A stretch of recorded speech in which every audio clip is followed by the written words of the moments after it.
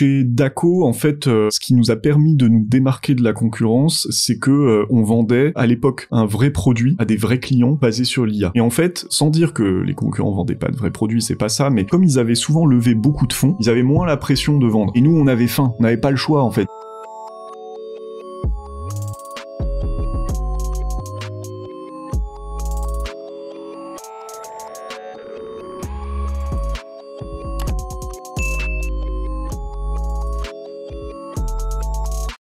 Bonjour à tous et bienvenue pour ce nouvel épisode de From Scratch. Également appelé Horace-Vétier, il navigue entre l'art et l'intelligence artificielle pour créer de nouveaux usages et façonner le monde de demain. J'ai l'immense plaisir de recevoir Paul Mougineau aujourd'hui. Salut Paul. Hello, très heureux d'être ici avec toi aujourd'hui. Merci beaucoup de prendre le temps de revenir répondre à mes questions. Je te propose dans un premier temps de te présenter à nos auditeurs qui ne te connaissent pas encore, nous dire un peu qui tu es et d'où tu viens. D'accord, donc je m'appelle Paul Mougineau, j'ai un parcours qui est vraiment beaucoup autour de la science, l'art, la donnée et l'entrepreneuriat, donc c'est beaucoup de passions que je mélange.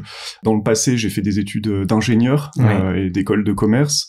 Ensuite, j'ai fait un petit passage dans le conseil en stratégie et ensuite, je suis passé dans le monde de l'entrepreneuriat. J'ai créé une première entreprise qui s'appelait Dako, qui implémentait déjà des algorithmes de reconnaissance d'images, d'intelligence artificielle dans la mode, et ça servait à faire du benchmark concurrentiel, donc comparer des offres avec celles de leurs concurrents. Et cette entreprise a été acquise quelques années après sa création par vente privée. Donc voilà, le site bien connu en France. Qui s'est renommé VP absolument, qui s'appelle désormais VP, puisqu'il est beaucoup plus intégré, tourné vers l'Europe, donc ça permet d'être moins franco-français en nom. Et donc chez VP, avec mon équipe, on a créé tout le département de pricing, donc qui implémentait aussi des algorithmes d'intelligence artificielle, de traitement de la donnée. Et là, plus récemment, en fait, je suis reparti dans un projet entrepreneurial avec une partie de l'équipe historique, notamment Anis Gandoura, mon ancienne associée Claire Breton, avec qui j'ai fondé Dako, et elle-même aussi a continué son parcours entrepreneurial et elle va se lancer dans un business de seconde main. D'accord. Voilà, assez fascinant aussi. Donc une fois qu'on a goûté à ça, on peut pas revenir en arrière, je pense. Et donc voilà, ça c'est mon activité principale. C'est une entreprise qui s'appelle Stabler et qui permet d'extraire de très grands volumes de données. Industriellement, on appelle ça du web scraping. Et ça permet à plutôt des grandes entreprises d'extraire de la valeur de ce qui est disponible publiquement sur le web. Donc c'est ce qu'on appelle le web scraping. Dans le passé, on appelait ça aspirateur de site. Voilà. Et donc effectivement, je dirais pas en parallèle, mais j'ai une activité qui m'anime tout autant et qui est artistique. On en parlera peut-être plus tard, mais où j'utilise finalement les mêmes algorithmes, les mêmes techniques, mais plutôt à des fins de création, et c'est un peu mon laboratoire personnel, et qui est vraiment quelque chose que je fais aussi, qui occupe beaucoup de mon temps. Ouais, j'imagine. Et donc voilà, en parallèle, je donne aussi un peu des cours principalement à l'Institut français de la mode, toujours sur les mêmes sujets, et j'ai cofondé quelques entreprises, mais je crois que tu vas interviewer ces cofondateurs plus tard, donc on aura bien le temps d'en parler. Ouais, complètement. Bah écoute, c'est passionnant, il y a tout un tas de sujets sur lesquels on va essayer de revenir. J'aimerais dans un premier temps qu'on revienne sur tes débuts dans l'entrepreneuriat. Oui. Qu'est-ce qui t'a donné envie de quitter consulting? Est-ce que c'était avant, tu avais des velléités pour aller dans cet écosystème-là, ou est-ce que tu peux nous raconter un peu tes débuts? Alors, je vais pas vous faire l'histoire de l'enfance, mais quand même, il y a des racines qui sont un peu dans l'enfance. Okay. Je pense que j'ai toujours aimé être un peu le capitaine de mon propre navire, même si c'est un tout petit bateau. Donc je me rappelle de choses étant enfant où j'essayais de créer mes propres projets, participer à des concours et essayer de sortir un peu des sentiers battus. À l'époque, c'était principalement parce que je m'ennuyais un peu. Je suis né en Savoie, dans les montagnes, donc j'adore la nature, mais c'est vrai que j'avais besoin de m'occuper, quoi. Donc je mettais en place des projets et j'ai toujours eu cette envie, une fois que j'ai su ce que c'était créer une entreprise. Bon, c'est pas forcément un rêve d'enfant de dire je veux être entrepreneur, mais capitaine de son navire, ça peut être un rêve d'enfant, ça parle, on comprend. Et donc j'ai toujours eu un peu ce désir-là. J'ai goûté au salariat effectivement quand j'étais consultant, et encore quand on est consultant, on a une forme de liberté, notre pensée est valorisée de peu à peu en fait au fur et à mesure qu'on progresse. Donc c'est pas exactement le salariat, mais je sentais que voilà, j'avais envie d'être libre, et le conseil en stratégie pour beaucoup de futurs entrepreneurs entrepreneur, c'est une forme de 3e cycle, c'est-à-dire que souvent à l'école, notamment en école de commerce, on apprend toujours un peu les mêmes études de cas. Alors ça a peut-être changé, moi ça fait 8 ans ou 9 ans que j'ai fait une école de commerce, mais à l'époque le cas principal c'était Apple. Bon, il y a d'autres entreprises. À l'époque aussi, j'avais pas forcément vraiment appris à négocier un contrat B2B, même du côté légal, c'était souvent très abstrait, on faisait du droit communautaire, alors qu'à un moment donné, nous, on avait peut-être besoin aussi de savoir comment écrire un contrat. Bref, tout ça, c'est des choses qu'on commence à goûter dans le conseil en stratégie et puis qu'on peut ensuite déployer dans l'entrepreneuriat. Donc voilà, j'ai toujours eu cette volonté-là, mais à l'époque, en fait, quand j'ai démarré ma carrière, si on peut appeler ça une carrière, je ressentais le besoin d'avoir des mentors. Et je me suis dit, dans le conseil, c'est un peu comme dans la banque d'affaires, parfois on peut trouver quelqu'un voilà qui nous aide, qui nous embarque, qui nous élève. Donc là, dans l'entreprise où j'étais, Advancy, j'ai rencontré plusieurs profils qui m'ont aidé à me structurer, à éviter aussi d'avoir des côtés d'ingénieur, parce que quand on est ingénieur, souvent on aime bien raconter comment on a trouvé le résultat, alors que dans le business, on veut avoir le résultat d'abord, et après, si on demande, voilà. Donc c'est des petits automatismes que j'ai pu acquérir dans le conseil, aussi le fait d'arriver à se projeter et à parler à des patrons. En fait, quand on est très junior et qu'on parle à des patronnes ou des patrons, on demande pas notre avis. En fait, ce qu'on veut, c'est des faits, arriver à bien argumenter, déployer en très peu de mots. Donc c'est des choses qu'on apprend.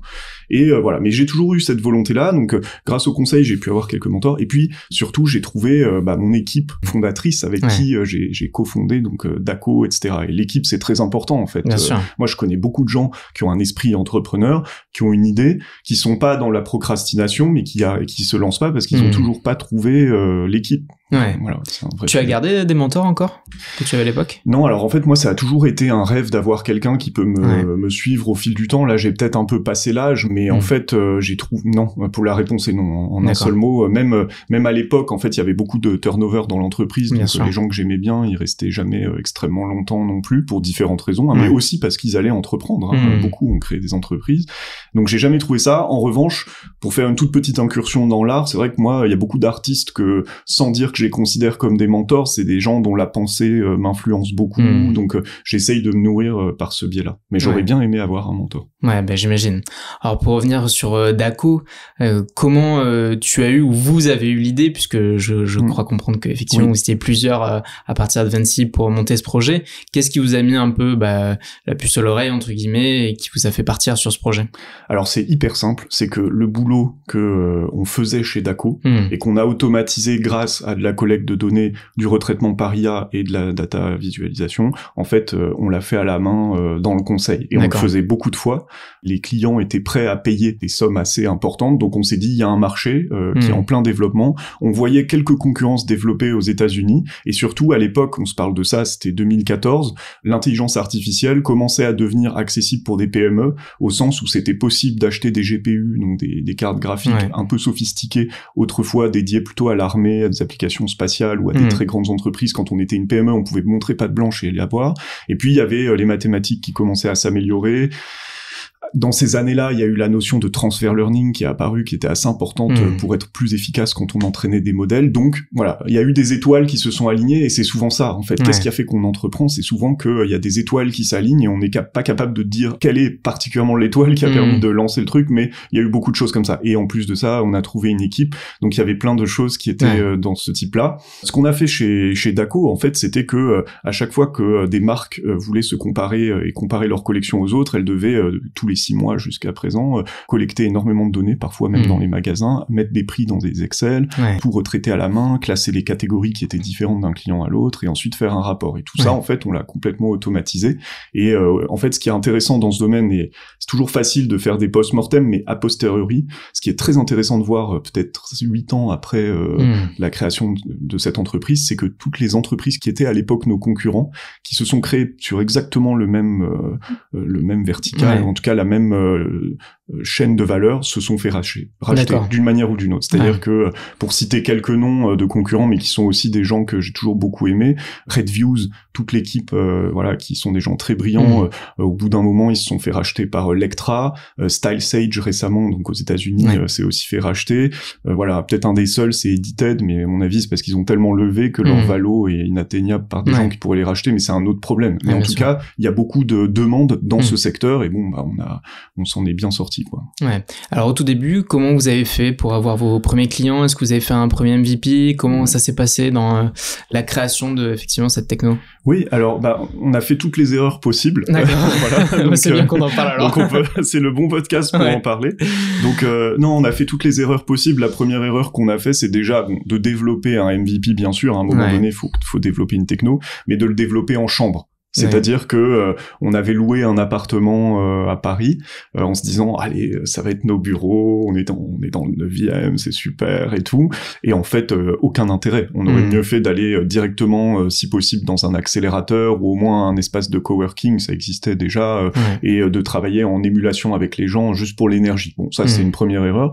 Pour répondre à la question comment on a fait, on était quand même c'était notre première entreprise, mais on avait quand même vu d'autres entrepreneurs notamment dans le conseil travailler. Donc ce qu'on a fait de prime abord, c'est qu'on a développé la techno, mais on a commencé à vendre presque les maquettes UX de ce qu'on était en train de développer. Donc ça a permis de pas perdre de temps dans le cycle commercial. Et comme on travaillait en B2B, les paniers moyens de ce type de plateforme, c'était à l'époque, ça s'est beaucoup commoditisé, mais à l'époque on vendait ça entre 5 et 15 000 euros par mois. Donc on n'était pas des sales, on a tout appris sur le tas, mais c'était des cycles longs parce que c'était des tarifs qui étaient quand même assez élevés pour du SaaS. Alors il y avait beaucoup de retraitement de données, beaucoup de coûts, mais voilà. Donc on a développé en parallèle la partie commerciale et la partie tech, et ça nous a permis en fait au moment où la tech était prête de démarrer le premier abonnement, et tu vois ça a pris à peu près 9 mois, ce qui était pas mal, parce qu'on anticipait des cycles plutôt de 1 an et demi. Donc voilà. Et comment on a vendu? En fait, je vais peut-être décevoir certains. On n'était pas très outillés parce qu'en fait, les entreprises qui pouvaient nous acheter la solution, il y en avait peut-être une centaine en France. Donc ensuite, il fallait juste grenouiller tous les comptes un par un. Donc un Excel suffisait en CRM. Mais ensuite, en fait, moi j'ai pris mon téléphone et j'appelais la standardiste ou le standardiste. Ensuite, je suppliais pour avoir un premier entretien, puis un deuxième. Et puis peu à peu, j'ai restructuré mon cycle de vente avec quelqu'un qui est d'ailleurs maintenant mon associé en charge des ventes parce qu'il m'a beaucoup appris dans ce secteur, et voilà. Et en fait c'est comme ça qu'on a lancé, mais on est vraiment parti de comme on était inconnu, on a démarré comme ça bottom up les comptes, et à l'époque j'avais pas de réseau dans la mode ou quoi que ce soit, donc voilà, j'ai eu cette approche là. Cela dit, une manière dont on s'est différencié à l'époque chez Dako, parce qu'on n'était pas la seule entreprise de ce qu'on appelait, ce qu'on appelle toujours la fashion tech, c'est que en fait, dès le départ, on s'est dit, ok, on est une entreprise tech, mais avant tout, on cherche à vendre à des clients. Ces clients, ils sont dans la mode, donc on voudrait rentrer dans ce tissu, cet écosystème de la mode. Et donc immédiatement, dès qu'on a créé Dako, j'ai contacté l'Institut français de la mode, qui est la meilleure école de mode dans France et peut-être même dans le monde, si j'en crois les classements. J'ai contacté la Fédération du prêt-à-porter, de la couture, donc des fédérations professionnelles qui organisent la Fashion Week, qui sont très implémentées, et en fait, peu à peu, au-delà même de l'aspect commercial, calcul, etc., j'ai développé une relation d'amitié qui se poursuit maintenant, même si je suis plus vraiment dans ce secteur-là, mais ça nous a permis en fait de participer à énormément d'événements extrêmement deep, de ramener ces sujets-là, et on est allé jusqu'à être finaliste d'un concours qui s'appelle l'Andam, qui a été inventé par Pierre Berger, donc le fondateur de Yves Saint Laurent, sur la partie innovation, et donc on était finaliste de ce concours, et c'était un peu pour moi le point culminant, parce que ça a montré qu'on avait réussi à s'implanter dans cet écosystème-là. Et ensuite, il y a beaucoup d'entreprises d'ailleurs qui ont un peu copié notre stratégie, et c'est très bien, parce qu'à une époque, il y avait vraiment la fashion tech qui était des développeurs au sens large, je le dis de manière affectueuse, mais qui développaient des choses qui pensaient être utiles pour la mode, comme par exemple le Shazam de la mode, le fameux truc que tout le monde a voulu faire et qui a jamais marché. Et puis, de l'autre côté, il y avait des gens qui avaient une très forte appétence pour la technologie, mais qui savaient pas trop comment se lancer, et voilà. Et donc, dans notre équipe, comme on était très hybride, on a pu parler aux différents versants. Tout à fait, c'est super intéressant de faire ça. C'est vrai que je recevais très récemment Cédric O'Neill de Brix. Lui, il me disait qu'il avait pris attache justement avec son écosystème. En tout cas, c'est pas ce qu'il avait fait sur sa première boîte avec 1001 pharmacies, où il était un peu en bataille avec des pharmaciens, et sur Brix, il a pris le problème différemment, et effectivement d'aller chercher des acteurs comme ça te permet un peu d'être accompagné, un peu de gagner en crédibilité, c'est essentiel. Et maintenant, à l'époque, on avait l'impression que nos concurrents étaient des gens contre qui on devait se battre très fort, mais c'était notre intuition, puis notre mentalité était aussi dérivée du conseil en stratégie, qui est parfois un domaine un peu, sans dire que c'est violent, on est là pour défendre notre beefsteak et ceux de nos clients. Mais en fait, maintenant, j'ai même une mentalité où là, quand on s'est lancé dans l'extraction de données, ou même quand j'ai participé à la création d'une entreprise dans le domaine du Web3, en fait, on est allé voir nos concurrents et on forme pas des cartels, mais on parle avec eux, on parle du marché, parce que je considère maintenant que si on est préoccupé par les concurrents, c'est soit qu'on n'est pas assez bon, soit que le gâteau est pas assez gros. Et dans ce cas-là, il vaut mieux peut-être pas se lancer. Donc c'est un vrai sujet. Et c'est pour ça que souvent avec les concurrents, les sujets dont on parle, c'est le marché, les dynamiques, et c'est très intéressant. Et parfois on a des idées qui servent à tous, de se dire mais en fait on a peut-être pas, on a oublié ce segment-là. Voilà. La fameuse concurrence à somme positive. Bah oui, bah après c'est la vie qu'on a envie de mener aussi. Ouais, bah bien sûr, c'est beaucoup plus agréable que se mettre des bâtons dans les roues. Quelles ont été un peu les premières difficultés que vous avez pu rencontrer, que ce soit en techno, avec les clients Alors, les difficultés, sur la partie techno, ce qui était difficile, c'est qu'avec Dako, on était autofinancé. Et les autofinanceurs, c'est-à-dire les cofondateurs, n'étaient pas non plus des grands argentiers, quoi. On n'était pas...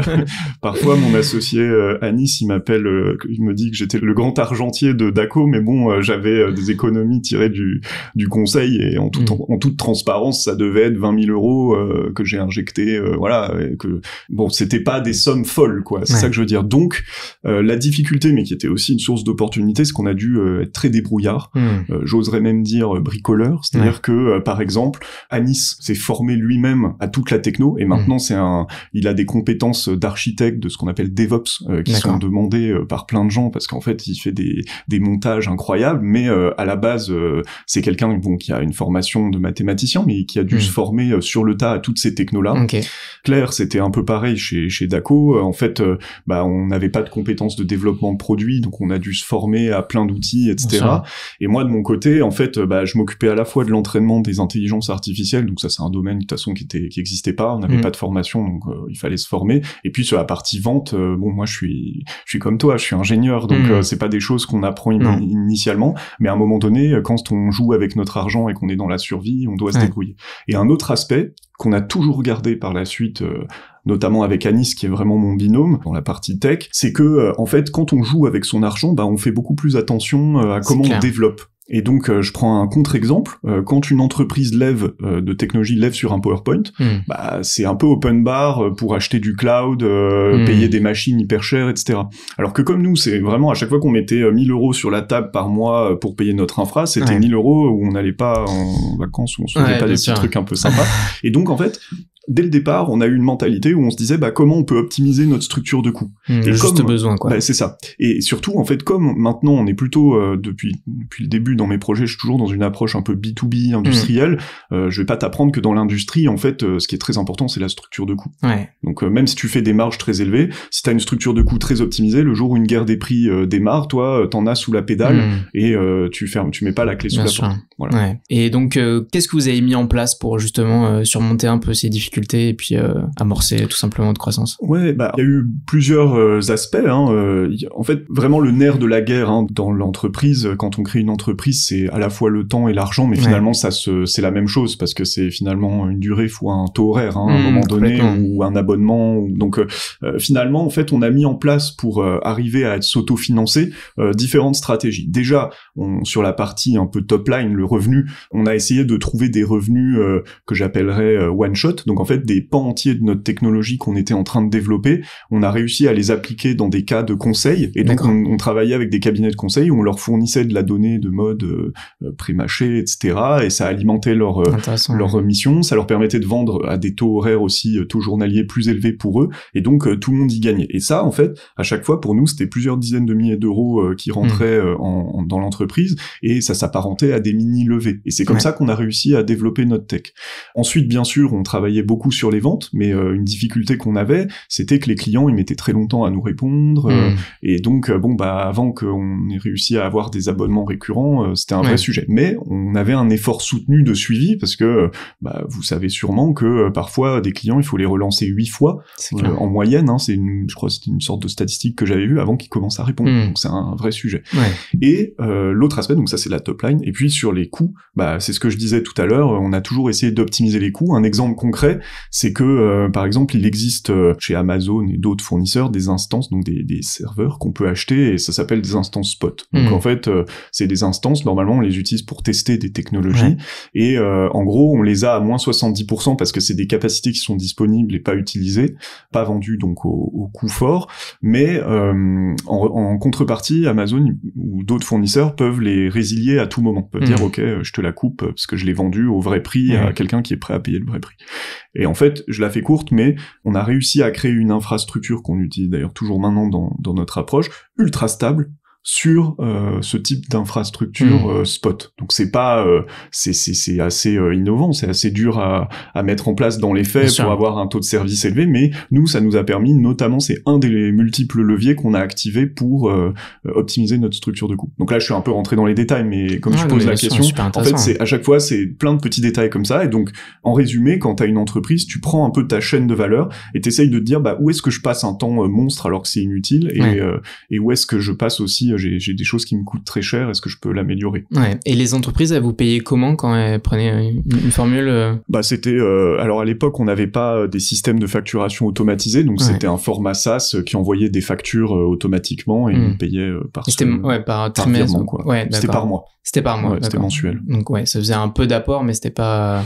Non, il fallait avoir plusieurs clients pour que ça commence à tourner. En fait, aussi, ce qui était difficile, c'est que nous, on savait négocier, mais pas non plus ultra bien. Donc, quand on passait par les départements achats de ces immenses entreprises, je citerai pas de nom, mais on s'est fait broyer beaucoup de fois. Donc, quand ensuite ils nous imposaient leur contrat et que c'était un contrat de 1 an mais résiliable tous les mois, on est en CDD d'1 mois tout le temps. Donc, on a appris plein de trucs. Hein, c'est génial. Mais c'est vrai que fallait se faire sa place, quoi. Fallait se faire sa place, oui. Génial. Et alors, justement, une fois que vous avez réussi un peu vous établir, comment vous avez fait pour passer à l'échelle? Alors, en fait, quitte à me tirer une balle dans le pied sur Dako, en fait, Dako, c'était assez particulier parce que quand on a créé l'entreprise, finalement, je vais presque dire que le product market fit est arrivé au moment où, un peu après même l'acquisition par vente privée. Donc voilà, c'est pas forcément très agréable de le dire comme ça, mais il faut le reconnaître. En fait, pendant très longtemps, on a vraiment ramé à contre-courant pour vendre cette solution, pour qu'elle soit utilisée, etc. Donc on a obtenu des clients, on avait un bon runway, etc. Mais pour répondre à ta question, en fait, on avait une vingtaine de clients, mais on n'est jamais passé à une échelle telle que on avait par exemple peur pour notre niveau de service, quoi. Il n'y avait pas ce sujet-là. Après, on est toujours B2B, etc. Donc c'est plutôt le passage à l'échelle et arriver par la suite. Quand on est arrivé chez Vente Privée et qu'on a fait quasiment x40 sur nos opérations en termes d'extraction de données, de traitement et d'équipe aussi. Alors on n'a pas fait x40 sur l'équipe, mais à terme on gérait une équipe d'une 30aine de personnes. Donc c'est plutôt là qu'on a appris à passer à l'échelle. Vous avez hésité à vendre à VP? Pas vraiment, parce que pour plusieurs raisons, en fait, il fallait être très pragmatique. Nous, on connaissait la taille du marché dans lequel on était. C'était un marché en formation, qui était en pleine croissance, mais qui était quand même un marché de niche. On connaissait les acteurs, et donc, par rapport à un moment donné, il faut être pragmatique. C'est-à-dire que le terrain de jeu proposé par VP était formidable, parce que on allait à la fois travailler avec les mêmes données qu'on extrait jusqu'à présent des données externes, et puis les données internes pour créer des algos de fou, qui sont toujours en opération maintenant. Donc, déjà pour un ingénieur et même pour l'équipe, c'était très excitant. Et puis l'autre aspect, c'était qu'à un moment donné, ça dépend de la valo à laquelle t'es racheté, mais la valo à laquelle on a été racheté, quand tu regardes les parts de marché qu'il aurait fallu atteindre après une levée, dans un développement, etc., l'équation finalement était plutôt positive. Voilà, je regrette pas du tout, par exemple, cette acquisition. C'est vrai que moi, mon rêve, c'est toujours de créer des ETI, enfin des entreprises très stables, etc. Mais là, finalement, avec cette entreprise, quand on regarde, on a créé des emplois. Quand on a été racheté, on n'a pas détruit d'emplois, on a plutôt fait monter en compétences les équipes existantes.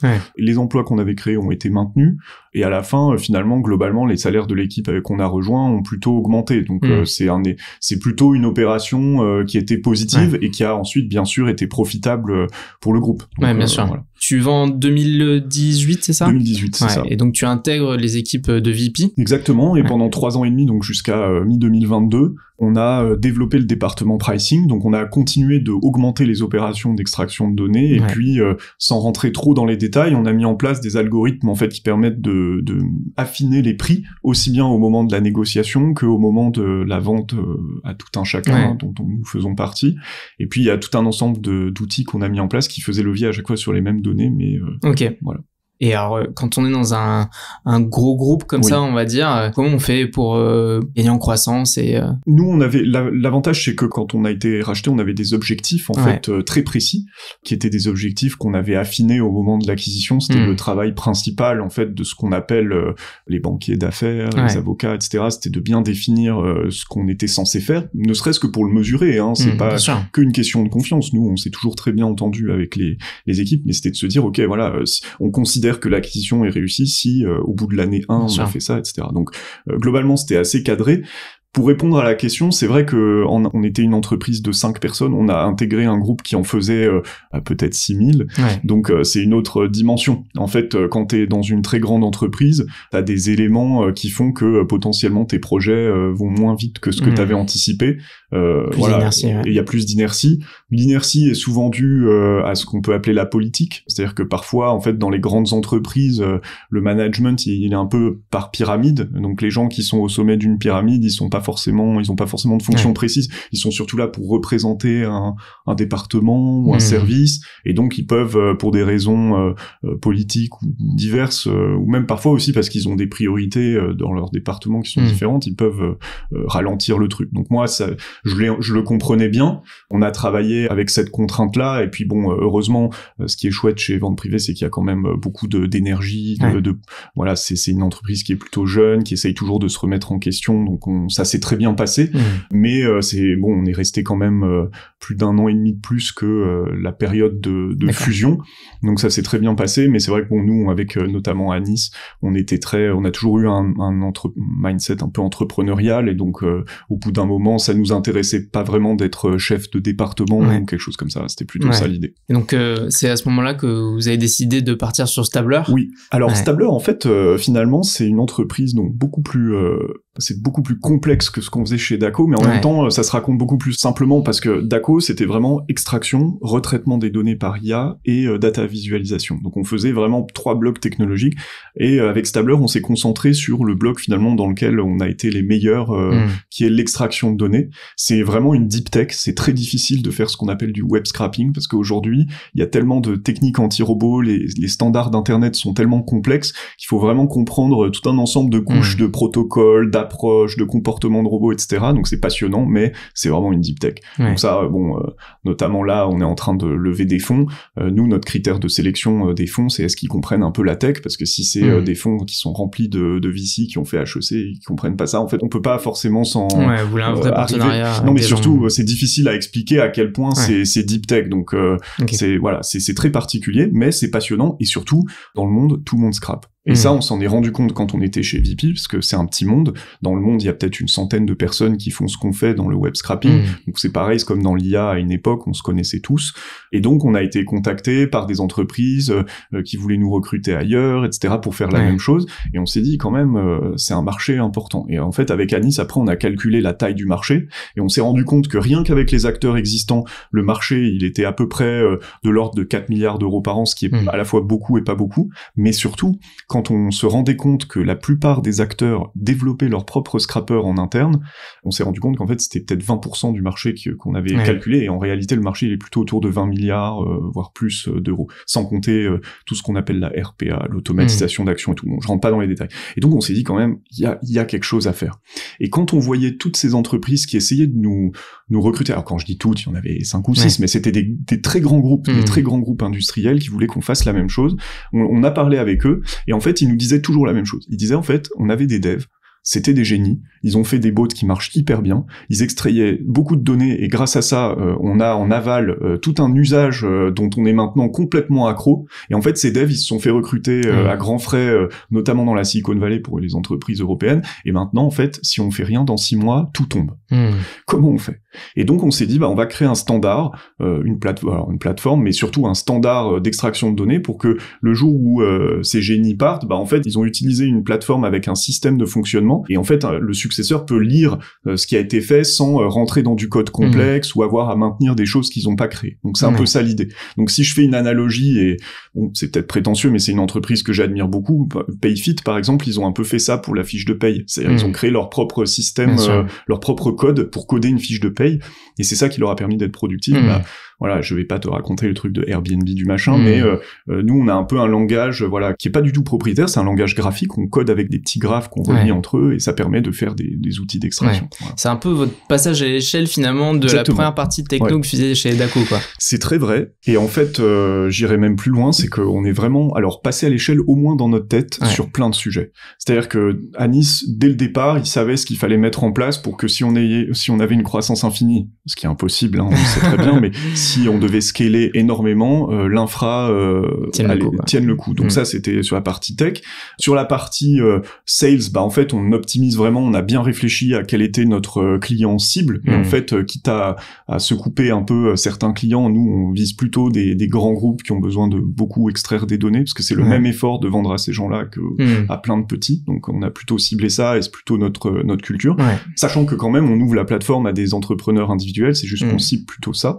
Et puis, sur le domaine du temps passé, en fait, moi, je vois bien, quand j'avais créé Dako, j'avais passé 2 semaines sur un WordPress pour faire mon site web et tout. Là, maintenant, il y a des outils no-code. Enfin, quand on peut utiliser des outils comme ça, on le fait. De la même façon, quand on prototype, on essaye de vendre des maquettes UX pour voir si la sauce prend, quitte à le développer rapidement après. Donc, il y a beaucoup d'approches, de passage à l'échelle qu'on a appliqué par la suite. Dako, c'était dans le retail. Là, avec ce projet-là, c'est beaucoup plus ouvert. Là, c'est généraliste. Parce qu'en fait, que ce soit dans la grande conso, dans l'immobilier, dans le Web3, la blockchain, enfin, je sais qu'en parlant, je vais en oublier, dans la finance, tout le monde a besoin, d'une manière ou d'une autre, d'extraire des données, et ils le font déjà, en fait. Donc, et j'imagine que vous avez été en contact avec VP, pour éventuellement retravailler. En fait, c'est un vrai sujet, c'est-à-dire que VP, pour le coup, nous, la techno qu'on a vendue, on essaye de se mettre dans un état d'esprit où c'est plus notre bébé, mais en fait, on n'en a pas rien à faire. Donc c'est vrai que ça arrive qu'on parle avec les équipes à leur demande pour se dire, qu'est-ce qu'on peut, est-ce qu'il y a des choses à maintenir, etc. Donc oui, en fait, on est resté en excellent terme avec l'entreprise. Cette techno, on en a toujours pris soin, et même après, on n'en a pas rien à faire. Donc oui, enfin vraiment, c'est dans notre culture, c'est de dire, quand on part jamais par surprise. En général, c'est souvent parce qu'on a un projet qu'on a envie de développer, donc c'est pas aussi une frustration qu'on a pu accumuler. Et donc en fait, on prévient à l'avance, on prépare la passation, et après on fait le maximum avant de partir, et ensuite on reste là si besoin. Donc voilà, c'est dans cet esprit qu'on est en relation avec eux. Ouais, bien sûr.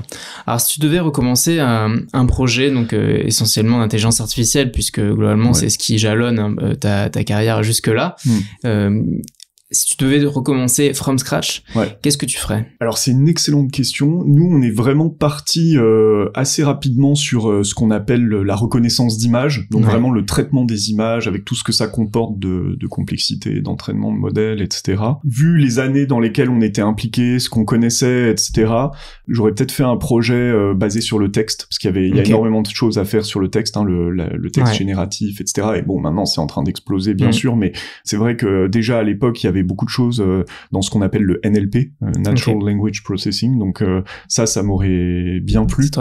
Et également, en fait, alors c'est toujours facile à dire parce qu'à l'époque le marché n'existait pas trop, mais j'ai toujours beaucoup cru à la combinaison de technologie blockchain avec celle de l'IA.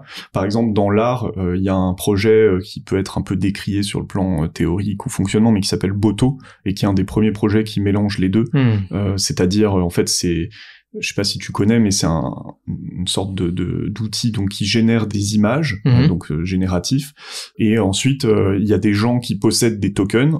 En fonction des tokens qu'ils possèdent, ils ont des droits de vote, et ils doivent voter pour des images. Et c'est comme un tournoi, et à la fin, l'image qui a reçu le plus de votes est vendue aux enchères, et l'argent sert à racheter des tokens. Et donc peu à peu, on essaye de faire monter la valeur des tokens et incentiver les gens à voter, et ça crée des œuvres qui sont aussi le résultat d'une sorte d'intelligence collective. Et je trouve ça assez intéressant. Alors bon, voilà, on peut pas forcément le faire exactement comme ça dans ce business, mais il y a des choses intéressantes. Donc voilà, peut-être mélanger un peu ces deux technos qui m'ont toujours beaucoup intéressé.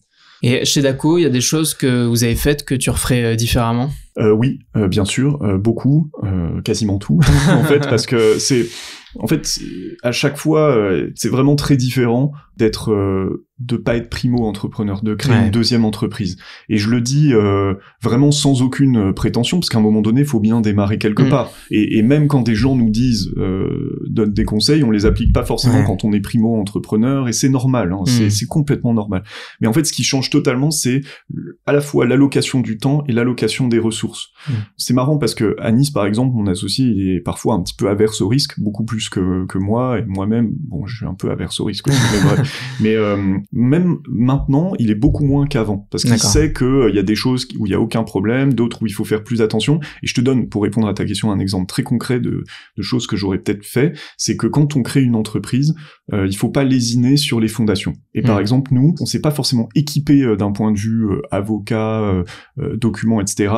À l'époque de Dako, sur la partie statut, pacte d'associés, voilà, mettre tout ça au carré avant de commencer, ou au moins quand on est prêt. Et c'est des choses qu'on a dû rattraper en cours de route, et c'était un peu pénible. Voilà, et ça paraît bête, mais ça, c'est des choses, en fait, maintenant, on met 5000 ou plus sur la table quand on démarre une entreprise, et on prend les meilleurs avocats.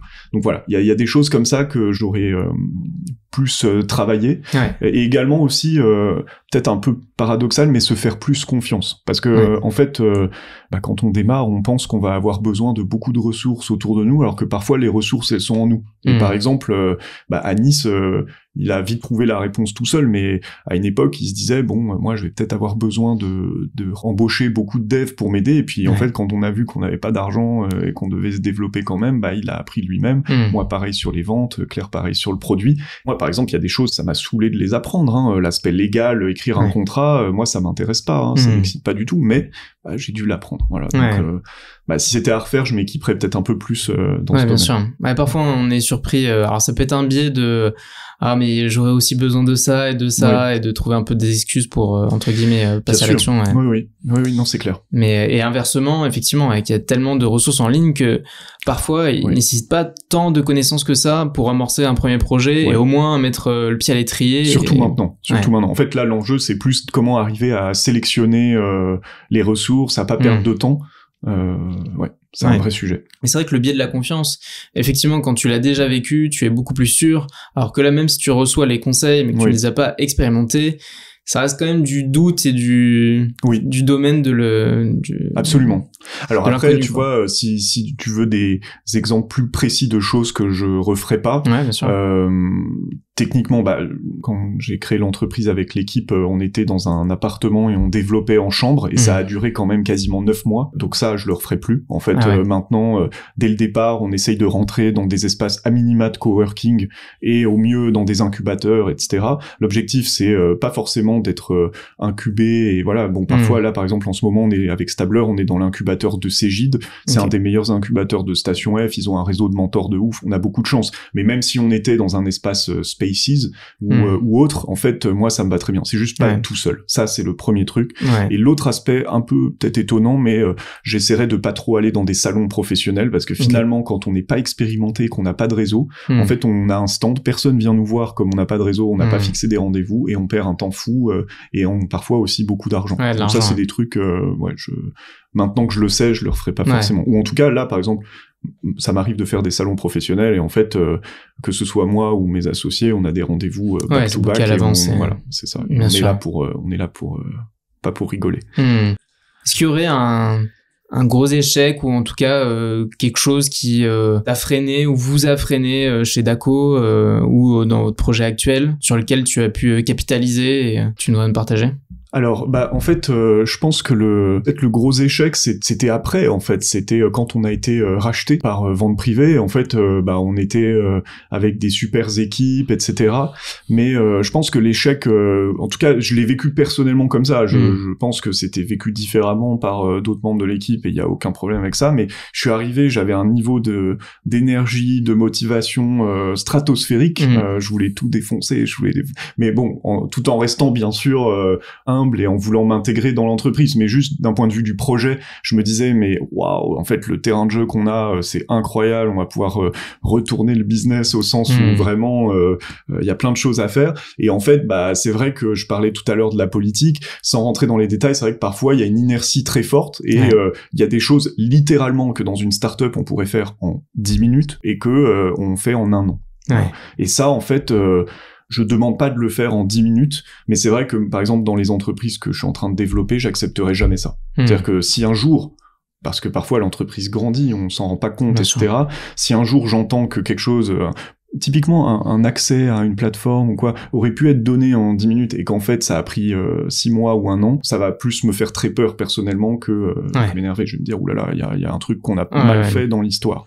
Et donc c'est vraiment ça que j'ai trouvé un peu pénible parfois, mais c'était jamais généralisé, c'était local. Et puis bon, c'est vrai que moi j'étais dans un projet de niche, donc je voyais que un peu les gens autour de moi, mais c'est vrai que c'était un peu parfois quelque chose qui m'a heurté. Et ça, en fait, je me rends compte que c'est pas du tout propre à une entreprise ou à un autre. Et d'ailleurs, j'avais plutôt de la chance d'être chez Vibi parce que globalement, c'est plutôt une entreprise qui innove beaucoup, dont le management est plutôt bienveillant, qui prend soin de ses employés, etc. Donc voilà. Mais je me suis vraiment rendu compte que, par exemple, si demain un grand groupe me propose de me recruter, ça va être une des grandes questions que je vais avoir. C'est si je dois développer une techno, est-ce que ça va me prendre 3 ans d'avoir une carte bleue de développeur pour pouvoir payer des services à tester. Voilà. C'est clair. C'est bête, mais c'est un vrai sujet. Qu'est-ce que tu donnerais comme conseil à quelqu'un qui veut lancer un business dans l'intelligence artificielle? Alors, ça dépend en fait si c'est quelqu'un qui est du côté de la tech ou commercial ou même artiste. Voilà, moi j'ai des artistes parfois qui m'écrivent et qui me disent comment faire. Je pense que dans tous les cas, il y a un vernis technique malgré tout à avoir. Voilà, ça vraiment je pense que c'est incompressible. Il faut se renseigner sur à quoi sert globalement l'intelligence artificielle. Donc finalement, si je caricature un petit peu, ça sert à segmenter avec des critères complexes, ça sert à faire une forme de prédiction aussi sur la base de notamment séries temporelles. Puis le troisième aspect, c'est qu'il y a une dimension un peu générative qui est aujourd'hui en train d'exploser. Mais c'est vrai que à l'époque où par exemple j'enseignais notamment 2017-2018 à l'IFM et que je parlais de cette partie générative, je m'excusais presque. Je disais bon, ça on va pas en parler aujourd'hui, c'est pas business, mais en fait pour moi c'est le truc qui m'excite le plus. En tout cas, je pensais pas que ça allait exploser autant, mais en tout cas ça m'enthousiasmait beaucoup. Donc voilà, en tout cas c'est un peu ça que permet de faire l'IA. Et ensuite il faut essayer de creuser. Donc parfois je donne des exemples de choses qu'on peut lire, mais il y a une newsletter assez connue qui s'appelle Import AI, qui est faite par un gars qui s'appelle Jack Clark et qui est vraiment très bien. En gros, si on lit cette newsletter, bon au début il faut se mettre à la vitesse et tout pour comprendre les termes et tout, mais en général toutes les actualités importantes de l'IA sont dans cette newsletter et c'est gratuit pour l'instant. Donc c'est super. Ensuite, je pense qu'il faut tester des choses et si possible, bon bah voilà, un peu essayer de le faire gratos si possible, ou voir à quoi ça, juste pour sentir le feeling, voir si on est excité, voir si le domaine nous intéresse. Donc par exemple, ça c'est aussi une autre plateforme que je donne qui est trop intéressante, que j'ai découvert il y a quelques semaines, s'appelle futurpedia.io. Et en fait sur Futurpedia, c'est comme un annuaire de toutes les technos un peu génératives notamment qui sortent en ce moment avec des applications très intéressantes. Je prends un exemple concret, il y a un site, enfin c'est des chercheurs qui ont mis ça en place juste pour rigoler, donc c'est pas un business, mais ils ont créé un site qui s'appelle Refusion, et le principe c'est qu'en utilisant Stable Diffusion, qui est un des algorithmes génératifs open source, en fait ils ont créé des sortes d'images carrées qui sont ensuite interprétées, et donc quand c'est interprété ça fait une musique. Et donc c'est une sorte de text to image to sound, et l'intérêt c'est qu'en fait quand tu bosses avec une image et que tu modifies tes vecteurs, enfin les données un peu de l'espace latent, tu peux modifier gentiment l'image mais pas non plus trop. Et donc quand tu les superposes les unes après les autres et que c'est des 4 mesures, bah en fait ça te fait une radio infinie. Et donc sur Refusion, tu peux dire bah je veux une radio jazz cosmique de Paris, et donc ça va te faire un peu une ambiance comme ça qui va pas être monotone parce que tu vas avoir des petites variations comme ça. Bon voilà, c'est rigolo. Qu'est-ce que tu fais avec ça? Moi quand je suis le côté artiste qui parle, tu vois, j'ai envie de faire une radio infinie, ce que je suis un peu en train d'essayer de jouer en ce moment autour de ça, mais voilà, c'est un peu. Donc premier conseil, il faut vraiment se renseigner. Deuxième conseil, il faut tester des trucs, et après il faut compléter ses compétences. Donc typiquement, quand on veut créer une techno d'IA, moi peut-être je suis seul, je suis pas le seul, mais je suis peut-être tout seul dans le désert un peu en ce moment, parce que tout le monde est très excité sur les modèles pré-entraînés comme Midjourney, Midjourney, DALL-E, etc. C'est super. Mais moi, ce que j'ai envie de pousser plutôt comme approche, c'est de dire, tu assembles tes propres données, ton propre dataset qui est personnel, quel qu'il soit, t'apportes cette valeur au modèle, tu prends des modèles, tu les assembles, d'ailleurs pas forcément que un, tu te crées ta propre tambouille, et après tu crées ta surcouche qui fait que t'as ta secret sauce, et c'est que toi. Parce qu'en fait, tu vas jamais, en tant qu'individu ou petite entreprise, développer un modèle comme un GAN ou tout seul, en fait, parce que c'est tellement de la R&D fondamentale qu'il y a très peu de gens qui sont capables de payer pour ça. C'est pour ça que les gens qui sont dans la recherche fondamentale de l'IA, c'est autant des stars. C'est qu'en fait, c'est tellement complexe comme domaine, tu vois, des gens comme Yann Lequin, que je te souhaite de rencontrer un jour dans le podcast, parce qu'il doit être incroyable à écouter. C'est des gens, ils font ça à plein temps. Bon, mais ce qu'on peut faire quand même en tant qu'entreprise, c'est collecter sa propre donnée d'entraînement pour faire du transfer learning. Ensuite, tu assembles tes propres modèles, et c'est souvent pas qu'un modèle, parce que tu peux avoir une chaîne très particulière qui fait ta sauce. Et ensuite, le troisième, c'est vraiment l'appliquer d'une manière qui est hyper agréable. Et un exemple concret, tout le monde parle de ChatGPT. En fait, ce qui est fascinant avec ChatGPT, c'est pas tant l'algorithme, parce que ça existait déjà un peu avec GPT-2 et 3, mais en fait, c'est l'interface. En fait, c'est ça qui a tout défoncé. C'est que, en fait, n'importe qui pouvait utiliser ça, avec parfois des travers qu'on connaît, des gens pensent que c'est la pitié de Delphes et qu'on peut demander n'importe quoi et que c'est la vérité. Bon, je me nuance parce qu'il y a eu beaucoup d'articles à ce sujet, mais à une époque, enfin, pendant quelques jours, c'était ça. Et puis aussi, les gens pensent que c'est gratuit. Et ça, c'est un vrai problème. C'est-à-dire qu'ils étaient choqués quand il y a eu un aspect payant, et ils disaient, oh là là, tout de suite, c'est commercial. Mais en fait, c'est juste parce que ça coûte très cher. C'est clair. Ça coûte très cher, en fait, ces outils-là. Donc, il y a une stratégie un peu de freemium, de pénétration du marché, mais à un moment donné, c'est des trucs, moi, je vois bien, quand, même à titre personnel, quand je déploie un GAN sur mes propres images ou des images que j'ai collectées, etc., avant même de commencer à travailler, tu mets 7 000, 10 000, 15 000 euros sur la table, juste pour sortir travailler avec les serveurs, entraîner des modèles. Alors, c'est sur beaucoup d'images, mais Qu'est-ce que tu appelles un GAN? Alors, un GAN, c'est un Generative Adversarial Network. C'est un type de modèle génératif dont on entend un peu moins parler en ce moment, mais pour une raison simple, c'est qu'en fait, les GAN sont inclus maintenant dans les text-to-image global. En fait, à un moment donné, t'as un GAN dans la chaîne des algorithmes. Et en fait, les GAN, c'est des modèles qui fonctionnent avec deux blocs. T'as ce qu'on appelle un générateur et un discriminateur. Et donc, tu entraînes ces modèles d'intelligence artificielle sur un ensemble d'images. Et entre guillemets, le rôle de ces modèles, c'est de te générer des images qui ressemblent à cet ensemble-là, mais qui sont pas. Donc tu pars d'un bruit blanc et le générateur génère une image et le discriminateur compare avec le set d'entraînement et peu à peu le bruit blanc converge vers une image qui ressemble à ce que t'as fait mais qui est différente parce que t'es parti d'un bruit blanc. Et peu à peu, en fait, au fur et à mesure de l'entraînement qui se fait par étapes, qu'on appelle des époques, le générateur devient de mieux en mieux, un générateur de plus en plus bon et du coup, peu à peu, on converge vers un truc stable. Donc ça, c'est un GAN. Et en fait, dans les modèles texte-to-image, t'as souvent un GAN qui intervient, et avant, t'as des modèles comme par exemple des choses qui s'appellent clip ou d'autres qui jouent avec les mots, qui font exploser les mots dans plein de significations différentes. Tu récupères des images, tu les feeds au GAN, et après ça fait le modèle. Voilà. Et justement, pourquoi Midjourney est si différent parfois de DALL-E ou Stable Diffusion en implémentation, c'est parce qu'à l'intérieur, le moteur, la secret sauce est un peu différente à chaque fois, et les données d'entraînement aussi. Ouais, bien sûr. Alors, pour constituer un set de données qualitatif, faut quand même être un peu dedans et il faut scraper avec Stabler. Qu'allez voir Stabler. Non, en fait, soit on scrape des choses à l'extérieur qui sont publiques et qu'on a le droit d'extraire, bien sûr, soit on constitue ses propres données. En fait, aujourd'hui, on n'a jamais créé autant de données. D'ailleurs, assez vite, on va avoir, je pense, un enjeu de stockage à l'échelle mondiale. Si on trouve pas une nouvelle techno at scale, on va avoir un vrai sujet.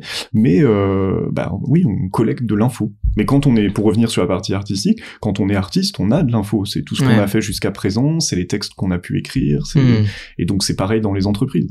Alors justement, tu parlais de stockage, un sujet qui va arriver, bien sûr, c'est la consommation d'énergie. Est-ce que tu as déjà réfléchi un peu à ces sujets-là? Oui, alors nous, c'est vraiment un sujet très important pour nous chez Stabler.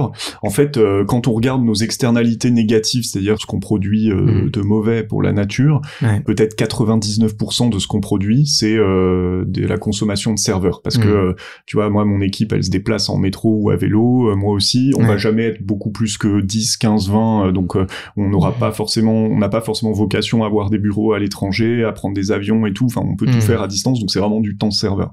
Donc nous, en fait, on est en train de développer ça en deux parties. La première partie, c'est que on a encapsulé toute notre notre technologie pour pouvoir la porter sur n'importe quel type de serveur. Donc il y a des technos qui existent, on les a pas inventés, mais dans l'état d'esprit du développement, et surtout puisque on a un fonctionnement, on a plein de petits robots, donc c'est un fonctionnement un peu distribué, décentralisé. Dans l'état d'esprit, on a tout encapsulé pour qu'on puisse le porter sur plein de serveurs. Donc aujourd'hui, ça nous permet pour nos clients par exemple de faire ce qu'on appelle du on-premise. Donc s'ils ont déjà des serveurs, on consomme ce qu'ils payent déjà pour éviter de faire des économies. Mais assez vite, en fait, pour nous, quand les gens vont payer du temps de serveur chez nous avec notre technologie, l'idée c'est d'utiliser des serveurs qui sont alimentés par des bonnes énergies. Donc là, on est en train de tester des fournisseurs, notamment en Suède, dont l'énergie est issue de l'énergie hydroélectrique. Mais c'est vrai que c'est un sujet, et je pense qu'en fait, il faut que toute l'industrie se mette ensemble pour réfléchir là-dessus. Je pense qu'en France, on a un mix énergétique qui est plutôt bon dans l'alimentation des data centers. Nous, tous nos serveurs, ils sont en Europe ou en France, donc on bénéficie un peu de ça. Mais c'est un sujet qui nous tient à cœur. C'est ce que j'allais te demander. Est-ce que tu sens qu'il y a quand même une prise de conscience des travaux qui sont faits là-dessus, ou est-ce que, surtout côté outre-Atlantique, c'est un peu la course aujourd'hui à la meilleure techno, finalement? Oui. Alors, en fait, je pense qu'aujourd'hui, quand on est dans un peu notre tranche d'âge, etc., et qu'on développe un nouveau business et qu'on a l'opportunité de démarrer from scratch, ça doit être une préoccupation. C'est-à-dire, déjà, il y a la question de se dire pourquoi on essaye d'accumuler autant de données. Ça, à un moment donné, c'est pour développer un avantage concurrentiel et tout, mais faisons-le de manière positive. Donc, je pense que voilà, notre premier levier, c'est ça. Donc, on est en train de mettre en place la techno pour le faire, et on s'intéresse beaucoup à comment avoir des certifications pour inspirer confiance dans ce domaine et se faire contrôler aussi sur cet aspect environnemental. Et force est de constater que pour l'instant, il n'y en a pas beaucoup dans le secteur des technologies. Donc, on essaye de contacter des acteurs qui le font, et voilà, c'est une recherche. Je dis pas que j'ai la réponse, mais c'est un sujet qui me tient à cœur. Et l'autre aspect, c'est de dire aussi, moi j'espère que l'impulsion pour améliorer les conditions de vie sur la planète et le respect de la nature, des animaux, etc., va venir de l'État. Mais à un moment donné, on peut pas tout attendre de l'État. Surtout que parfois on se dit c'est pas forcément les couteaux les plus sharp du tiroir qui sont à la tête de l'État. Donc j'ai pas de side politique, mais je me dis c'est aussi à chacun d'entre nous de mettre en place les conditions pour aider dans ce domaine. Et donc les entreprises informatiques, souvent une fois qu'elles arrivent à un stade de développement avancé, stable, etc., souvent des entreprises rentables. Donc en fait, avec Anis et Romain, mes associés, dès le départ, on a une sorte de gentleman agreement qu'on a formalisé, mais un peu entre nous, mais on a quand même écrit un document de se dire, le jour où on pourra se payer des dividendes, ou qu'on aura un revenu à allouer, eh bien, on voudrait trouver la manière de l'allouer dans des choses où on peut mesurer vraiment des résultats. Donc, aujourd'hui, c'est que des mots, mais c'est vraiment quelque chose qu'on a en tête et qu'on voudrait mettre en place. Pas forcément d'ailleurs de faire du prosélytisme dessus, c'est-à-dire, c'est pas forcément l'objectif, mais c'est de se dire, en tant qu'entreprise, en tant que faisant partie d'un tissu économique, et si ça marche bien pour nous, qu'est-ce qu'on peut faire pour contribuer? Donc je prends un exemple concret. Peut-être que ça va être de dire, et je sais même pas si c'est possible, et j'essaye de trouver vraiment le soir, c'est ça que je cherche en ce moment, mais c'est par exemple de dire, peut-être dans un village, par exemple en France, que je connais pas encore, il y avait une ancienne station-service qui est désaffectée, à côté il y a une forêt, et plus personne en a rien à foutre de ce terrain-là, il appartient maintenant à la mairie, etc., mais il faut décontaminer les sols. Et personne veut lâcher, 250 000 euros pour le faire. Si par exemple nous, on a 250 000 euros à allouer, je sais même pas comment c'est possible de le faire, mais ça m'intéresse de les allouer là-dessus, et peut-être qu'en tant que PME, en 2024, on aura décontaminé le sol de cette commune, et ça sera très bien. Et si tu multiplies ça par le nombre d'entreprises qui peut le faire, chacun à sa mesure, tu peux avoir un effet de tissu auquel je crois beaucoup. On dit toujours en France, le tissu économique par rapport à l'Allemagne, il est moins bon. Faut pas non plus déconner, on est une grande nation. Donc il y a des choses qu'on peut faire. Donc j'aimerais bien participer à cet effort-là. Écoute, et pas attendre que on nous interdise de prendre l'avion parce qu'il y a le feu partout. Et puis c'est-à-dire que à l'échelle de l'État, il y a tellement de lobbying, de différentes contraintes, de différents bords politiques, etc., que c'est vrai que alors le but c'est pas non plus de les déresponsabiliser, mais c'est évident qu'il y a beaucoup de choses qui vont devoir venir bien sûr. Et puis entrepreneurs, quoi. Et oui, c'est ça. Et puis moi j'ai toujours aimé la France.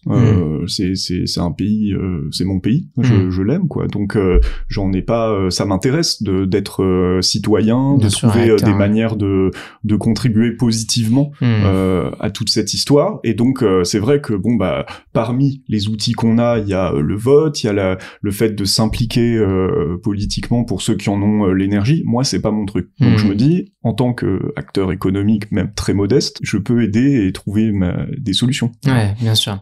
Tu en as parlé un peu tout à l'heure. Est-ce qu'il y aurait un projet ou une idée ou un concept que tu aurais aimé développer, mais pas que tu regrettes, mais en tout cas dont on n'a pas eu le temps? Alors en fait, ça va être une réponse à la fois précise et vague, parce que j'ai pas de nom ultra précis en tête comme ça, mais souvent, en fait, et d'ailleurs on se fait la remarque souvent avec Anis et Romain, mes associés, c'est qu'on se dit oh là là, on est en train de développer une techno qui est tellement deep, tellement complexe, c'est long à vendre, mais quand ça vend, c'est génial, ça rend service et tout, mais c'est vraiment la traversée du désert.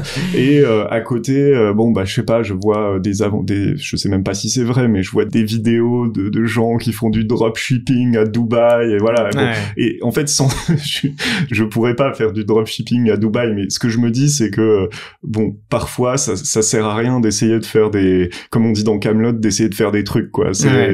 Parfois, il faut aussi suivre une forme d'intuition. Alors, je dis pas le dropshipping, c'est pas un business qui m'intéresse énormément, mais je connais beaucoup d'entrepreneurs qui, par exemple, ont pas fait ni des études d'ingénieur, ni même des études, et qui ont créé des business incroyables parce qu'ils ont suivi des signaux faibles, ils ont eu des intuitions fantastiques, ou alors ils ont simplement fait la fête avec quelqu'un à un instant T, mais ils avaient cette intelligence sociale de comprendre qu'il y avait un truc. Et donc, moi, c'est beaucoup de choses que j'ai pas. Enfin, je pense pouvoir dire j'ai une forme d'intelligence sociale, mais j'ai pas cet aspect-là, et à chaque fois, parfois je réfléchis beaucoup, voilà, donc c'est pas c'est le trait d'ingénieur, ça. C'est ça, c'est un trait d'ingénieur. Donc pour répondre à la question, en fait, un jour, j'aimerais bien créer quelque chose qui marche du feu de Dieu, mais qui est, on réfléchit pas. Je te donne un exemple qui est, pour être plus concret, parce que sinon je vais être, mais un business que j'aimerais bien créer, c'est un business qui existe déjà, donc je vais pas être innovant, mais c'est le café. En ce moment, tout le monde est obsédé par le café, et quand tu réfléchis, le café, c'est de l'eau que tu vends 6,50 $, surtout quand t'as le supplément caramel, je sais pas quoi. Et donc, en ce moment, notamment dans le Marais, tu vois fleurir des coffee shops sur des surfaces toutes petites, avec tout qui est incroyablement optimisé, c'est hyper beau, c'est hyper cher, tu vois, et les gens sont prêts à payer pour ça. Et ils ont même récemment, je donnerai pas le nom, mais il y a un coffee shop qui est incroyable, qui a ouvert dans le Marais aussi. Tu rentres, et donc t'as une sorte d'interface qui permet de gérer toutes les demandes reloues du café. Tu sais, genre, je veux le extra shot, je veux la chantilly, mais avec le café et tout. Et beaucoup plus agréable que, tu vois, Starbucks ou quoi, parce que t'as un vrai bon café. Et bon, c'est un exemple. Je sais pas si je ferais ça un jour, mais en vrai, ça marche du feu de Dieu. Quand tu regardes le résultat au mètre carré, je pense que c'est stratosphérique. Tu passes quand même une bonne ambiance, c'est design, t'es pas en train de abîmer la planète, tu peux inventer une chaîne. Bon, voilà, c'est rigolo. Ça, c'est l'expérience premium qui fait toute la différence, quoi. Voilà. Mais en fait, tu vois, en même temps, je me dis, si je devais créer ça, peut-être, tu vois, je suis qu'à ma 2e, 3e entreprise, mais je me dis, quelle est ma légitimité pour créer un truc de café? Donc, tu vois, je suis déjà mon cerveau est déjà en train de se poser des questions, donc il faut bombarder un peu tout ça. Ouais, c'est clair. Généralement, mes invités me disent que pour lancer un business, il faut quand même être aligné avec son idée, que ça nous passionne. Exactement. Et que sinon... Ah non, mais c'est ça. Il y a plein de façons de faire de l'argent, mais quand même, si on veut s'inscrire dans la durée, parce qu'on dit toujours que entreprendre, c'est un marathon.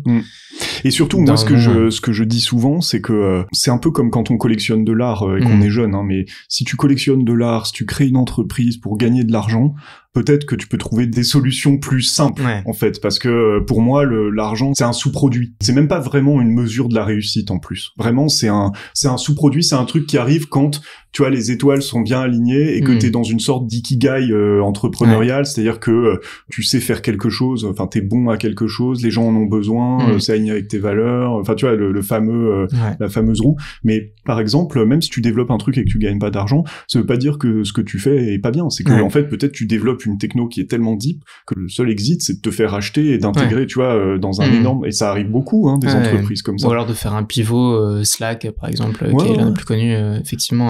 Absolument. Mais par exemple, moi, j'ai pas mal d'amis qui travaillaient dans une entreprise plutôt très spécialisée dans l'IA, qui s'appelait Snips, et en fait, ça a été racheté par Sonos. Et en fait, Snips, ils ont développé un produit, je pense qu'ils devaient quand même vendre un peu, mais c'était quand même très... Enfin, ça a été racheté pour la tech qui avait été développée. Donc voilà, ce que j'essaye de dire, c'est que à mon avis, faut pas chercher l'argent quand on est entrepreneur. Par contre, un truc qui est quand même très important, je trouve, c'est que quand on crée une entreprise, il faut toujours réfléchir aux moyens quand même d'augmenter la valeur de son entreprise. Donc ça implique de développer une tech qui est bien codée, modulaire, facile à maintenir, parce que ça apporte de la valeur. Si tu peux déposer des brevets, il faut essayer de le faire, même si c'est cher. Tu vois, il y a plein de trucs que tu peux faire. Tu fais une bonne communication, quelque chose de qualité, des bons partenariats, t'entretiens des excellentes relations avec tes clients. Bref, toutes ces choses-là, ça paraît simple, mais ça demande beaucoup d'énergie. Et moi, c'est plutôt ça mon focus. Et comme ça, le jour où quelqu'un s'intéresse ou que t'as un nouveau client qui te connaît pas, il voit qu'il a affaire à une pépite. Moi, j'aime bien appeler ça pépite, pas pour l'aspect tech, mais plutôt de dire, voilà, toutes les facettes sont bien gérées. Tout à fait. Alors, c'est marrant parce que tu es en train de me dire ça et alors le mot est un peu fort mais c'est presque de la prospective stratégique. Alors bon, c'est un exercice qui est beaucoup plus complet mais tu as raison de ne pas avoir peur de se fixer des objectifs, de rêver long terme et de dès le début mettre des actions en place pour être dans cette continuité-là. Absolument. Et pour faire le point avec ce que tu disais au début, effectivement, c'est là où c'est important d'avoir des mentors qui peuvent te dire que bon, c'est pas grave ce que tu es en train de faire, peut-être que ça marche pas mais ce que tu es en train de développer, peut-être que tu vas pouvoir le réutiliser pour autre chose. Alors après, il faut pas avoir peur de pivoter. Alors le problème de pivoter, c'est que parfois c'est un mot qui est beaucoup utilisé par des jeunes dans les fonds VC qui ont parfois 22 ans et qui connaissent pas grand-chose à la tech et je le dis pas méchamment mais ils te disent il faut pivoter dans un secteur en formation, tu sais même pas sur quoi tu vas pivoter. Donc faut toujours un peu garder la tête froide et se dire bon peut-être je peux ajuster des choses, j'aime mieux ajuster que pivoter. Bon bien sûr si ton truc personne en veut, oui là il faut changer. Mais ça c'est un truc aussi qui est important et tu parlais d'avoir un cap. Tu vois, par exemple, nous, chez Stabler, un des objectifs qu'on a, qui est vraiment un objectif, c'est pas un rêve, c'est un jour d'être fournisseur de l'État. D'accord. Tu vois. Et qu'est-ce que ça veut dire être fournisseur de l'État? C'est parce qu'il y a beaucoup de lois en fait qui sont en train de sortir à l'échelle européenne, dont la législation Omnibus qui est entrée en vigueur en mai 2022, qui impose plus ou moins aux marques qui font des soldes de apporter la preuve que le prix barré a été pratiqué il y a plus de 30 jours. Ça, en fait, si t'as des millions de produits, à un moment donné, tu vas pas demander à 5000 stagiaires ou je sais pas qui d'extraire les prix, c'est pas possible. Donc implicitement, c'est pas du tout dit explicitement, mais il faut un peu extraire des données en masse. Bon, mais nous, en fait, notre objectif, c'est d'être fournisseur de l'État, et ça implique que de travailler pour que le scrapping, ça soit une activité qui soit reconnue. C'est déjà légal, mais qu'on comprenne que c'est une activité comme assez classique, que pour ça, peut-être on ait des guidelines à respecter qui soient bien carrés, et nous, on contribue beaucoup à ces débats-là actuellement. Et puis, si on est fournisseur de l'État, ça veut dire que on doit avoir des certifications en matière de sécurité. Voilà, nous on respecte déjà bien sûr toutes les lois en vigueur, mais typiquement on peut aller plus loin en ayant des certifications de l'ANSSI ou des choses comme ça, et c'est ce qu'on est en train de mettre en œuvre. Donc il y a plein de choses comme ça, et donc tu vois, quand tu te fixes un cap qui paraît, tu vois, fournisseur de l'État, on est 3 dans l'entreprise, on est personne, et en plus on fait du scrapping, peut-être qu'on va pas y arriver, mais ça te permet d'avoir des jalons qui servent à tous les autres clients et qui sont pertinents. Ouais, puis c'est inspirant, ça donne des idées pour la suite. C'est un exemple, on en a d'autres. Ouais, je me doute. Alors, tu parlais de la concurrence, bien évidemment, surtout sur un domaine qui est nouvelle technologie et plus particulièrement l'intelligence artificielle. Qu'est-ce que tu penses que vous avez fait chez Dako et aujourd'hui chez Stabler qui vous permet de vous démarquer de la concurrence et d'être meilleur, finalement? Alors, chez Dako, en fait, ce qui nous a permis de nous démarquer de la concurrence, c'est que on vendait, à l'époque, un vrai produit à des vrais clients basés sur l'IA. D'accord. Et en fait, sans dire que les concurrents vendaient pas de vrais produits, c'est pas ça, mais comme ils avaient souvent levé beaucoup de fonds, ils avaient moins la pression de vendre. Et nous, on avait faim. On n'avait pas le choix, en fait. Si on vendait pas, on pouvait, vraiment, c'était à un moment donné, on était là, quoi. On devait le faire. Et donc, ça nous a permis de très vite être en contact avec le marché et de parler énormément. Et je pense que c'est ça que, dans ce domaine, on a fait mieux que la concurrence. Et ensuite, on a eu des concurrents qui l'ont fait encore mieux que nous. Okay. Et donc, il faut quand même le reconnaître. Et je prends l'exemple de RedViews. RedViews, en plus de ça, en fait, ils ont engagé une guerre des prix. Parce qu'ils ont réussi à avoir une meilleure structure de coûts à un moment donné que nous, ponctuellement. Et donc, en fait, ils ont pu engager une guerre des prix, et donc ça leur a permis de conquérir des parts de marché très rapidement. puisque les cycles de vente étaient plus faibles. Donc voilà, c'est assez intéressant à voir, et donc ça c'est ce qu'on a fait au moins pendant un moment mieux, c'était d'être très en contact avec le marché et d'être beaucoup drivé par les ventes, c'est-à-dire de se dire ok, on fait un produit mais on va pas faire une chapelle Sixtine tant qu'on n'est pas sûr qu'on l'a pas vendu. Donc à une époque on arrivait même à vendre en avance de phase, délivrer le produit après, donc ça avait de la valeur. Et chez Stabler en fait oui, d'un point de vue technologique en fait notamment Anis et notre équipe, on est reconnu sur la partie du scrapping, peut-être voilà autant que certains autres acteurs qu'on connaît aussi. Donc voilà, on est je pense au moins au même niveau, et puis sur certains domaines meilleurs. Je pense là où on se différencie et là où on a vraiment un edge, c'est que nous, notre obsession, c'est l'usage vraiment industriel. Et en fait, ce qui se passe, c'est que dans le scrapping, je vais pas rentrer dans les détails, mais quand on extrait quelques pages, tu vois qu'on est dans le growth hacking, comme on dit, c'est-à-dire qu'on veut extraire des informations sur 5-6 pages, 10 pages, peut-être 100 pages, bon, on peut s'en sortir avec des outils classiques.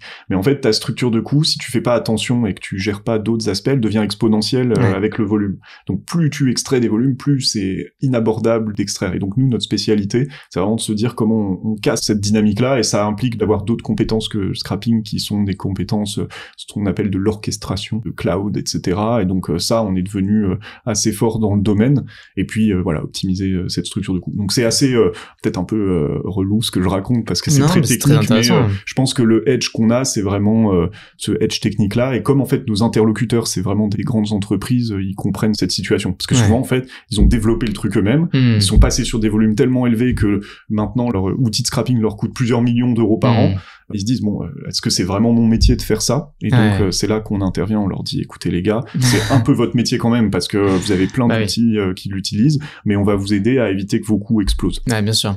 Et toi, à titre individuel, qu'est-ce que tu penses que tu fais qui te permet de te démarquer? Alors moi, ce qui me permet de me démarquer, je pense que c'est une forme de curiosité, c'est-à-dire que à un moment donné, tout m'intéresse. Simplement, il y a des choses sur lesquelles je m'attarde moins, mais quand quelqu'un me raconte quelque chose, j'écoute toujours très attentivement, je vois, etc.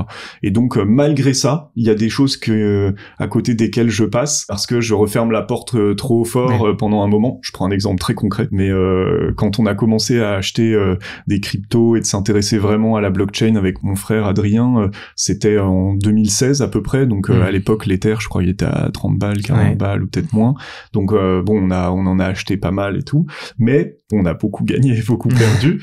Mais en fait, surtout dans cette histoire, en 2018, bon, fin 2017-2018, il y a eu un peu le grand premier crack, et j'étais un peu, je me suis dit à l'époque, franchement, la blockchain c'est vraiment quelque chose où il y a plein de choses à faire, notamment dans mon domaine, dans la partie proxy, en fait, il y a énormément de trucs à faire avec la blockchain, mais c'est trop tôt. C'est-à-dire que tant que mon père il est plutôt tech, mais tant que quelqu'un éloigné dans ma famille me demande pas comment acheter de l'Ether, on sera pas dans une masse adoption, et c'est pas encore le moment.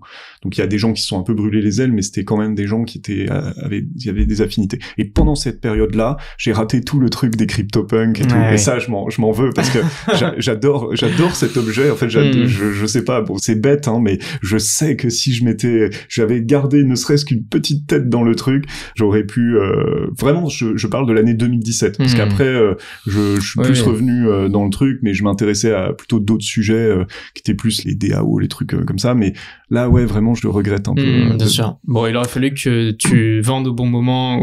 Mais non, mais bon, après on refait jamais ce qui s'est passé, mais effectivement, t'as raison. Sur un marché comme ça, en croissance, où c'est vraiment au stade des early adopters, mais c'est un peu qui tout double. Mais en tout cas, voilà, ce que j'essaye de dire, c'est que quand je sais pas quelque chose et que j'en ai un peu besoin, ça m'énerve, et donc un peu comme le reste de mon équipe, je l'apprends et je me débrouille pour au moins avoir une connaissance minimale du truc. Ouais. Alors dans cette même veine, comment tu fais pour progresser? Alors, d'un point de vue personnel, je lis beaucoup, donc soit des choses en ligne, soit des livres, et j'aime bien essayer d'aller chercher aussi des ouvrages qui de prime abord n'ont aucun rapport avec mon domaine, mais en fait ont tout énormément de rapports.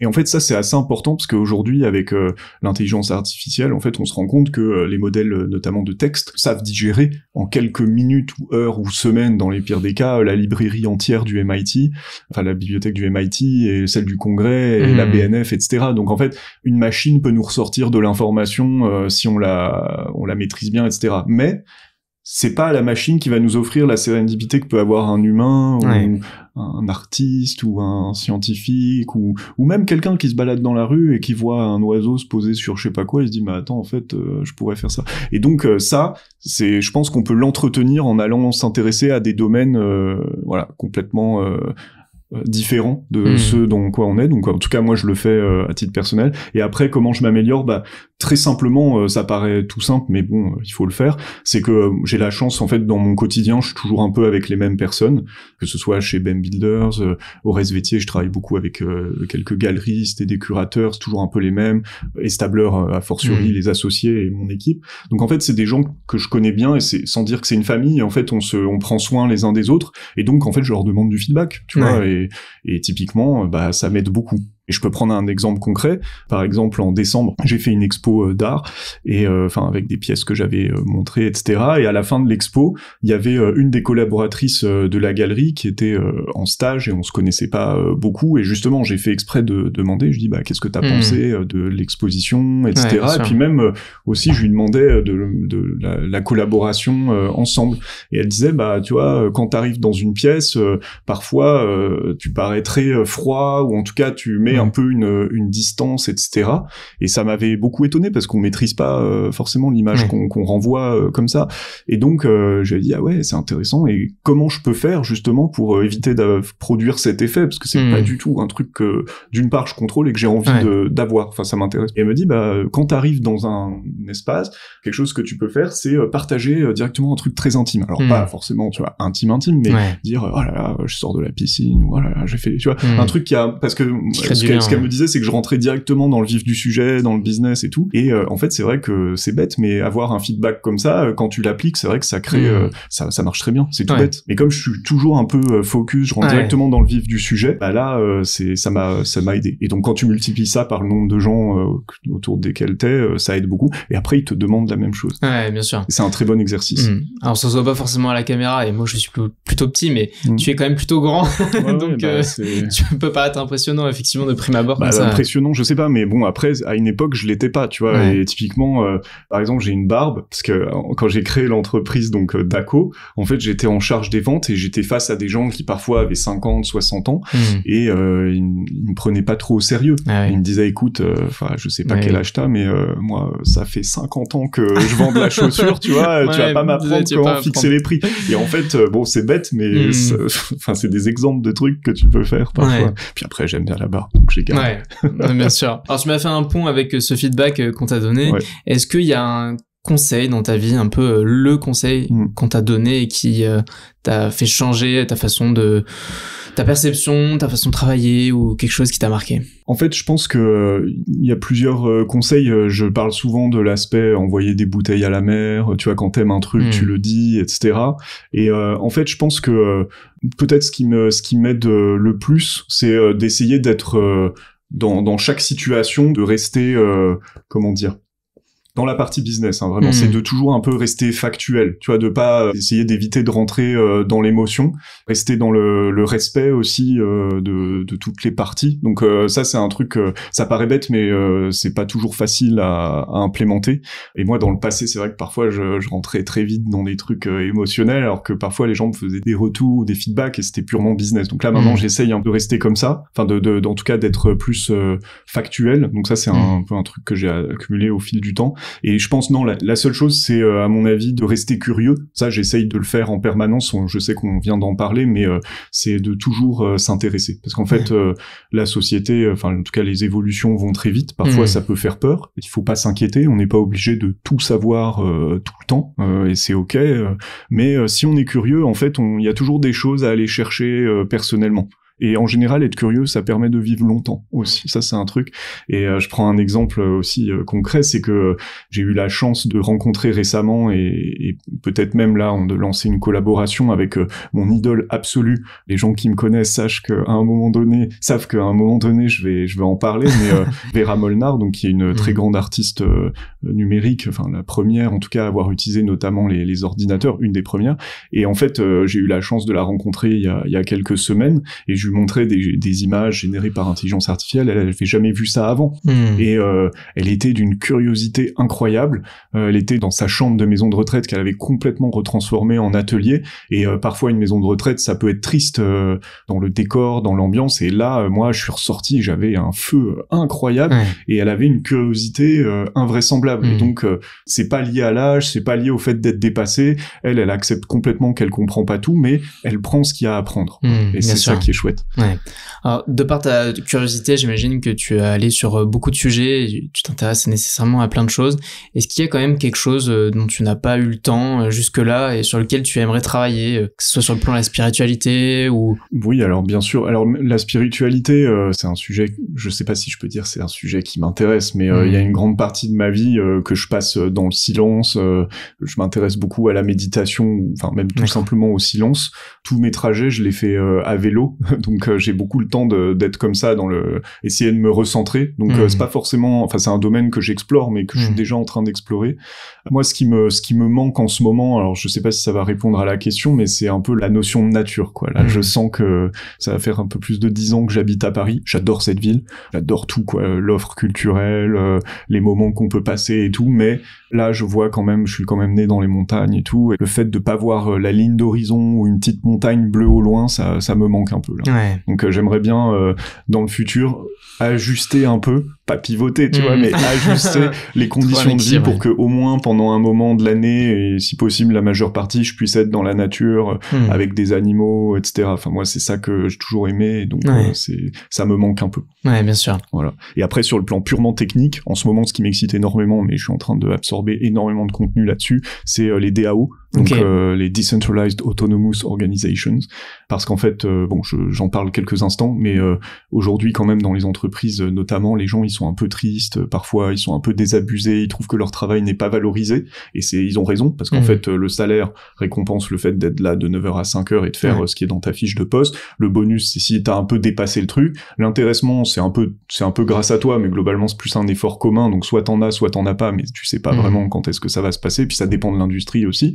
Mais qu'est-ce qui se passe quand, par exemple, t'es tellement passionné par ton métier, je sais pas, par exemple, t'es comptable, et tu trouves un moyen par IA de réconcilier je sais pas quel truc, parce que le logiciel permet pas de le faire, mais toi tu le mets en place, qui te récompense et comment pour ça, tu vois. En fait, l'intérêt des DAO, c'est que chaque année, par exemple, ce cabinet comptable pourrait mettre un treasury, tu vois, une sorte un peu d'argent de côté, et il y a un vote de toute l'équipe, et on dit, oh là là, Mireille, cette année, elle m'a vachement aidé avec ce truc-là, et tu vois, avec le vote, on répartit cette espèce d'extra bonus, où on sait d'avance qu'on l'aura pas, mais voilà, et j'aime bien cette idée-là, en fait, je trouve, mais c'est une application parmi d'autres du DAO, mais je m'intéresse beaucoup à ces systèmes de gouvernance, au moins pour l'instant, sur le point de vue théorique. Après, dans l'entreprise, nous, quand on va avoir suffisamment d'employés, j'aimerais bien le mettre en place expérimentalement, pas forcément avec une blockchain, tu vois, même sur Excel, tu vois, tu fais des votes et tout, tu peux commencer une tech, faut toujours la commencer à la main, mais j'aimerais bien trouver un moyen comme ça de travailler sur ces sujets-là. Et peut-être que, tu vois, quand tu tires le trait, moi, je trouve que les DAO, enfin bon, on en reparlera peut-être dans 2 ans, mais là, aujourd'hui, personne n'en a quoi que ce soit à foutre, mais je pense, dans 2, 3, 5 ans, ça va être un grand sujet, parce qu'on a beaucoup de sujets quand même de bien-être au travail, de gouvernance, de citoyenneté. De recherche de sens, et tu vois, l'État, ça peut être, enfin, il y a des gens déjà que je connais, notamment un gars qui s'appelle Tony Lowe à Harvard, qui se dit, et si l'État était un DAO, comment ça fonctionnerait? Et tu te rends compte que t'as des nouveaux problèmes qui se posent, parce que tu peux pas faire un truc totalement décentralisé. Donc voilà, bon, je rentre pas dans les détails, mais je pourrais en parler des heures, et ça m'intéresse beaucoup. Ouais. Est-ce qu'il y aurait une personne, si tu avais carte blanche, que tu aimerais rencontrer pour discuter de ce que tu as envie, t'as 1 heure, qu'est-ce que ce serait? Ok. Du coup, parmi les artistes que j'aime énormément, je peux citer Giuseppe Pennone, qui est un artiste que j'ai toujours beaucoup admiré. J'ai beaucoup lu sur lui. Il fait tout un ensemble de performances, d'installations. Malgré son très grand succès, il a toujours travaillé tout seul.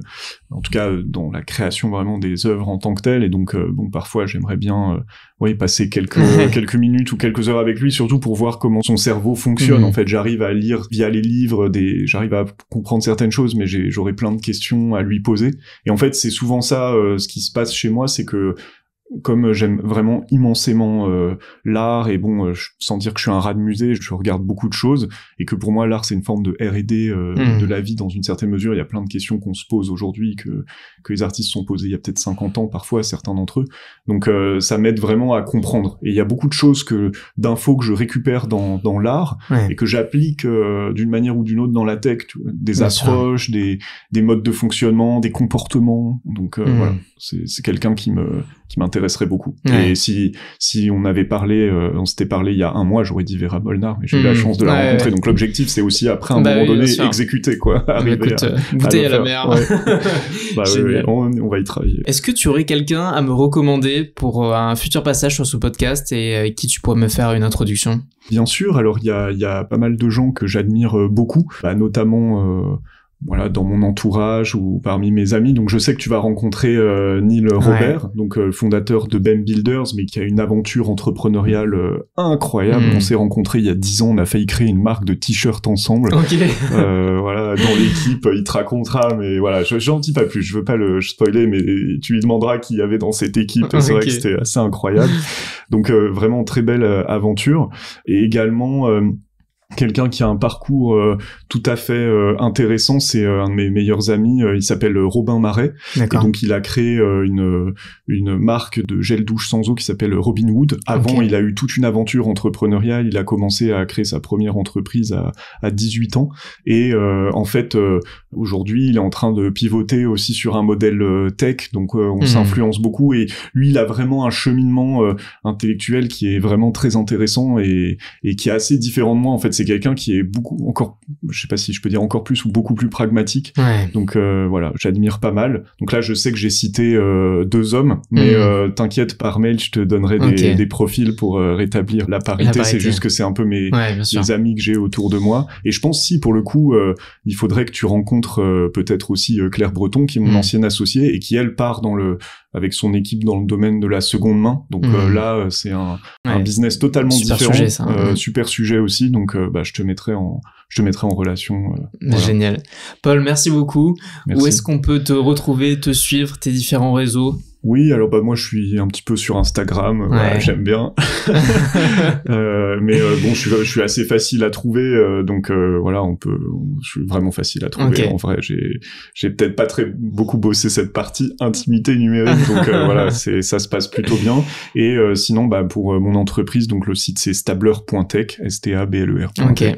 Et voilà, et donc on pourra donner les liens. Bien sûr, je mettrai tous les liens en description de l'épisode. Paul, merci encore, c'était vraiment super intéressant. Génial. J'espère que vous qui nous regardez encore, vous avez pris du plaisir. Si vous êtes encore là, j'imagine que c'est le cas. N'hésitez pas à partager l'épisode à votre entourage, ça me soutient beaucoup et ça me permet d'avoir encore des invités comme Paul, géniaux à recevoir. Merci encore, pensez à vous abonner et puis je vous dis à très vite pour de nouvelles aventures. Salut!